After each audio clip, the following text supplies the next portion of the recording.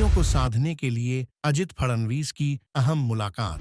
बागियों ने बिगाड़ा समीकरण, गठबंधनों पर खतरा। क्या बीजेपी और शिवसेना में सबसे ज्यादा बागी उम्मीदवार हैं? महाराष्ट्र विधानसभा चुनाव में बागी उम्मीदवारों ने महायुति और महाविकास अघाड़ी दोनों गठबंधनों की चिंता बढ़ा दी है।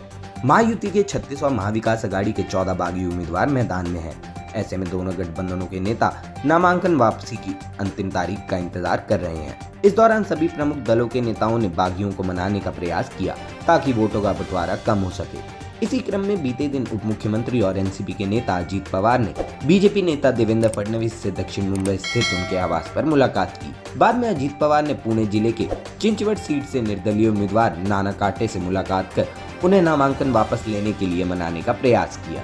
महायुति में एनसीपी, बीजेपी और एकनाथ शिंदे की पार्टी शिवसेना शामिल है। फडणवीस ने भी अपने सहयोगियों के साथ बैठकें की और कुछ बागियों से बातचीत की। दूसरी ओर मुख्यमंत्री शिंदे ने ठाणे स्थित अपने आवास पर सहयोगियों के साथ बैठक की। तो वहीं महाविकास अघाड़ी में भी इस तरह की बैठकों का आयोजन हो रहा है।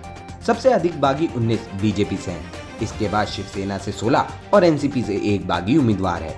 एमबीए में सबसे अधिक 10 बागी कांग्रेस से हैं, जबकि अन्य उद्धव ठाकरे की शिवसेना यूबीटी से हैं। एमबीए के 14 बागियों ने विभिन्न निर्वाचन क्षेत्रों में अपने गठबंधन सहयोगियों के खिलाफ चुनावी दावेदारी पेश की है। शिंदे की पार्टी के 9 बागी उम्मीदवार उन सीटों पर खड़े हैं जहां बीजेपी ने अपने उम्मीदवार उतारे हैं। इनमें नवी मुंबई, ऐरोली, मुंबई की अंधेरी ईस्ट, जलगांव जिले के पचोरा और ठाणे जिले के बेलापुर जैसी सीटें शामिल हैं। बीजेपी के बागी शिवसेना द्वारा दी गई सीटों पर चुनाव लड़ रहे हैं, जिसमें रायगढ़ के अलीबाग और करजत जैसी सीट शामिल है। इसके अलावा बीजेपी के बागी 9 सीटों पर एनसीपी के खिलाफ मैदान में है और शिवसेना के बागी 7 सीटों पर अजीत पवार की पार्टी के उम्मीदवारों के खिलाफ खड़े हैं। शिवसेना के बागी मुंबई के मानखुर्द शिवाजी नगर से चुनावी मैदान में है, जहां सपा के राज्य प्रमुख अबू आजमी उम्मीदवार हैं। धारावी में पार्टी के एक बागी ने कांग्रेस अध्यक्ष वर्षा गायकवाड़ की बहन ज्योति के खिलाफ नामांकन वापस ले लिया है।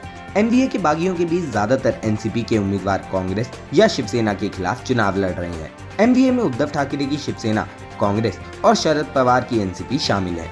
शरद पवार की पार्टी प्रमुख जयंत पाटिल ने बागियों से बातचीत की, जबकि कांग्रेस प्रमुख नाना पटोले और उनके सहयोगियों ने भी बागियों से पार्टी हित में नामांकन वापस लेने की अपील की।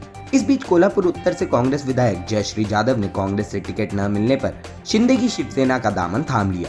राज्य में नामांकन वापसी की आखिरी तारीख 4 नवंबर है और 278 सीटों वाली विधानसभा के चुनावी नतीजे 23 नवंबर को घोषित किए जाएंगे।